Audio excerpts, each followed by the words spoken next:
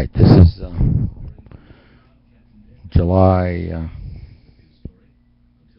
21st, 2012, and I'm making another recording here at Starbucks. And I'm trying to get seated here. So, a lot of you, there's a guy who just put a comment on my YouTube, called it beer shot or beaner shot, whatever. He says that people should be learning stuff from me in school. Well, probably. But, you know, there's a lot of conjecture and unverifiable evidence that I talk about. The harassment, the continual harassment that goes on in my life. I could make a lot of theories with no way ever of producing any kind of evidence that will prove, other than the evidence I've talked about going to the 99 monkey philosophy, the holographic universe, entanglement, string theory, quantum physics, all of the things I understand so well, or claim to understand so well. In the movie What the Bleep, one scientist in there says, if a person says that they understand quantum physics completely, they probably don't understand it at all. And that's a misnomer. How could, if he's a real scientist, you don't know. Nobody really knows enough to even make that statement. It's ludicrous. That's like in the same movie they make a very big mistake, and they talk about how if you take one electron and place it on the other side of the universe and make some kind of laser effect on the first electron, the electron on the other side of the universe will act instantaneously faster than light. Well, nobody has ever been to the other side of the universe. In the actual experiment, which took place at the University of Paris, entanglement was only separated by the river Seine, the river that's across from the river that runs through Paris. The University of Paris, at least I believe that was it. I could be mistaken, but they were separated at the university. And the experiment showed that the other electron, number 2 electron, acted instantaneously. And so therefore they compared that distance to the speed of light distance and ended up with a figure of faster than light. But that's like quantum physics. I forget his name. The guy who, Barry, I believe, who came up with the quantum communication cipher. Quantum communication can only take place in short distances. Quantum cipherology. And so, and he proved it, but he proved it between 12 inches between two computers. Well, it doesn't work. That's the only way you could prove it. Now, the NSA may have extended that distance and used a quantum communicator in that way, but none of us, and probably they, will never verify that it's been done. And the only way that they would verify it's been done is the day an independent party like me or someone is able to do it, and then bingo, they have to admit to it. Or they can still keep it secret, but they'd be watching those people like you would not believe, or harassing them, or interfering in them. See, remember I talk about the DNA, how it being so vast. Now, J.D. Knight goes on the movie What the Bleep, and she says, that the DNA is immortal, that there's an immortal section in the DNA. Well, that very well could be, Miss Knight, but the problem here is that there's, like in the movie Jurassic Park, there's billions of genetic codes in just one strand of DNA, and you've got 100 trillion, listen to that, 100 trillion strands of DNA.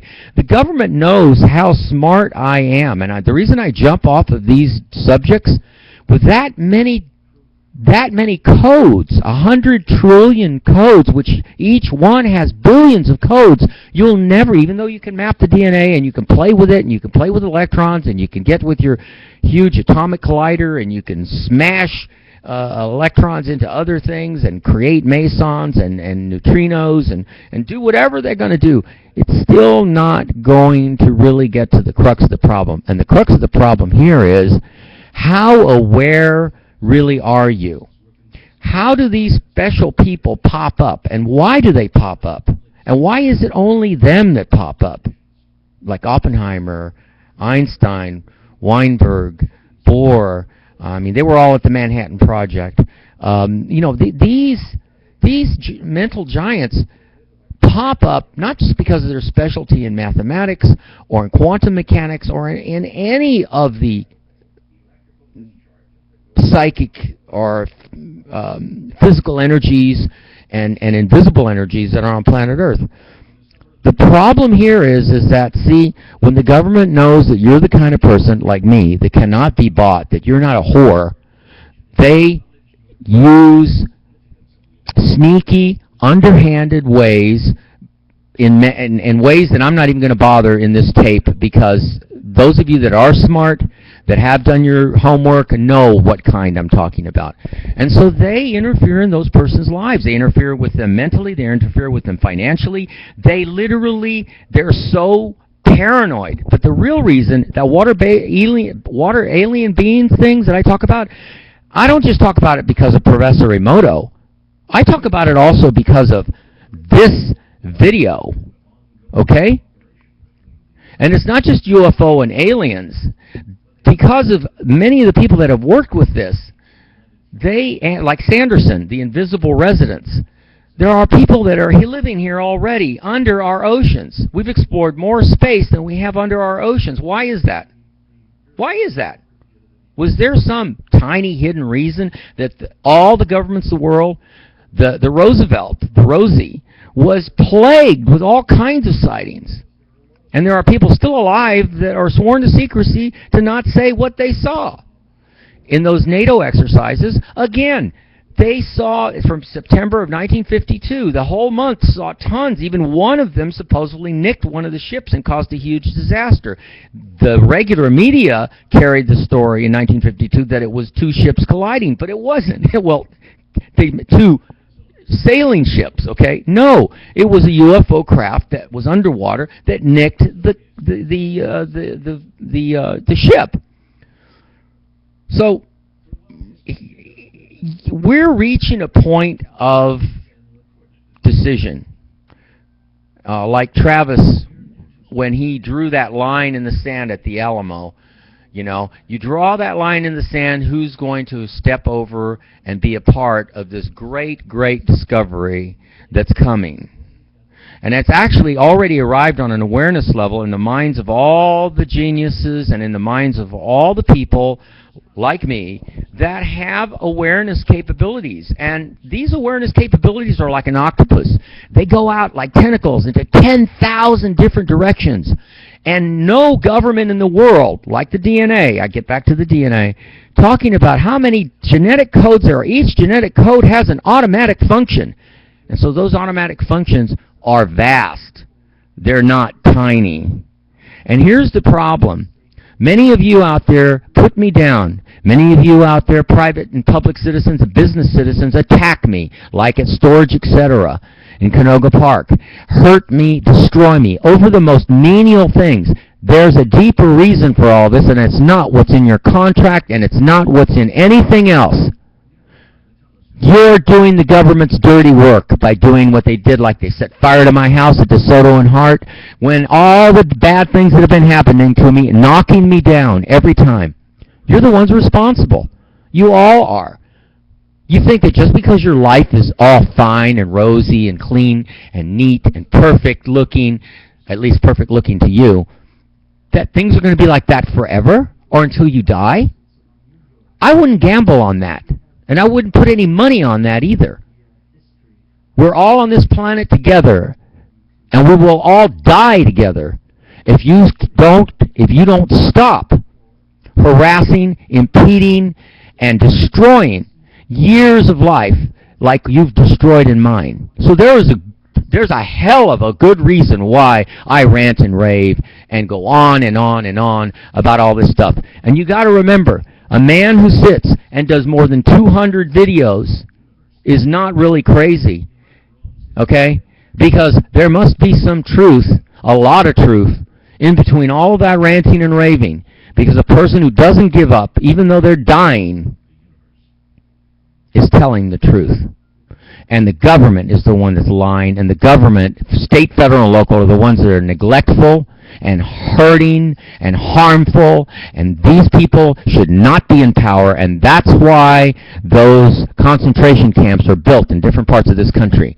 Because the things that I talk about on YouTube, eventually, they can stop me anytime they want, because I've only had 8,000 views. But I bet you, if I had multi-millions of views, they'd hack my YouTube, and they'd take everything that I have said off of YouTube. I guarantee you they'd do that. Why? Because they're like these little kids. I want my pie. I want you're spoiled brats. I want to hold it. I want. And the media is the same way. Oh, they control the whole hell of a... They're partners. They're partners with these people that are running the government. So they run your lives, and they control how much success you'll have and how much failure you'll have. They'll destroy you and take your possessions the way they're continuing to take mine, forcing me to make decisions that I have no alternative to make a decision to go into a storage facility because I had no choice. My cars, my boats, my motorhomes, everything had been taken from me. In this movie, in this thing, I was supposed to move to Salida, Colorado. The first piece of property I had was from Salida, Colorado, from the Windmill Restaurant. I had 40 acres there. And I was supposed to start moving there in the 1980s. They interfered then. About 1986, 1987, they started interfering in my life. As soon as I posted the ad in the recycler that said I was building a community. Then I was knocked down. I went through a lot of hurt and agony, and then I got back up, and I managed to build it all back up. But by 2001, after 9/11 happened, they were at me again. And they made me lose the second piece of property, which again is right in the area of what this movie talks about in Salida, Colorado. And the fact that the restaurant owner there taped a UFO thrown through the air. What we're talking, and the mutilations that take place all in that area. The problem here is the government has Cheyenne Mountain over there, and they said, I'm sure I came to their attention. It's the first time I bought that first piece of property. I'm sure they found out, and they said, what does this guy want, and why does he want to build a special community right out here of high-thinking mental giants with all of their families? Why does he want to do that? Because I know what's coming. I knew back in the 80s, and you people interfered, and you kept interfering, and you're still interfering. Eventually, remember what I said about the DNA. There are always surprises there, and it's the end result that counts. So building your tunnels for the Rand Corporation, building all the underground crap that you've built, is not going to help you. It isn't. The planet is covered with water, remember? More of that. And if a huge catastrophe happens, believe me, no amount of gates or locks is going to keep you all underground from drowning like rats. You don't have enough air in there to survive that long if the whole planet is covered in water. So, your choice is clear. Mr. Obama, I'm supposedly a presidential candidate, at least on paper. I've challenged you and Romney and all the candidates to debate me. You won't debate me, and the media won't cover me because they are under your control. Yours, the Bilderberg groups, the rich families of the planet, the rich people, and you all should be ashamed of yourselves because in hurting people like me, you're hurting yourself. You don't know how this is going to end. I don't care how many predictors or Nostradamus things you've figured out. I don't care, or even if you've decoded the Bible and supposedly think the future can be anything. And it can turn out in the worst way for the whole human race if you continue this. Now, these water beings who are supposedly invisible residents and have been here all this time, I would be worried about that. I'd be worried about the 200 ships that left all in one day over there off Santa Monica Bay. I'd be worried about there being that much activity and you people just sit on your kazoos not doing anything about it. Now, I don't care about your 38 levels of top secret. I don't care about any of that because eventually this will blow up in your faces. and you are destroying me for no good reason. You can neglect me, you can ignore me, but you can't ignore the truth. And the truth is spreading everywhere. Eventually, you will be so embarrassed, you'll have to go hide in those tunnels just to get away from the people that do know how to handle the planet. Because that's how embarrassed you'll be. I already embarrassed you with my spherical oil barge, which all the spills since 1979 would never have happened, except maybe for the Gulf oil disaster. But then that may not be totally true. And then the water recycling plant and all of that. So your choice is simple. It really is. You better pull all the stops. You owe me a tremendous amount of help, not only debating me. And actually, I don't really care about being president because it's nothing but a hypocrisy. And I don't want to be a part of your hypocrisy. I don't want to be a part of your problem. That's why I thought about building my unique civilization in Salida, Colorado, in and around that area. And that idea came to me in the 1970s. Actually, my twin and me. And you interfered in it every step of the way. Nobody has this much bad luck. Something was behind this, and it certainly wasn't the water beings or the aliens or invisible creatures from another dimension. It was you. It was you and your greedy, selfish egos. And eventually, you, the media, all of you will pay for it.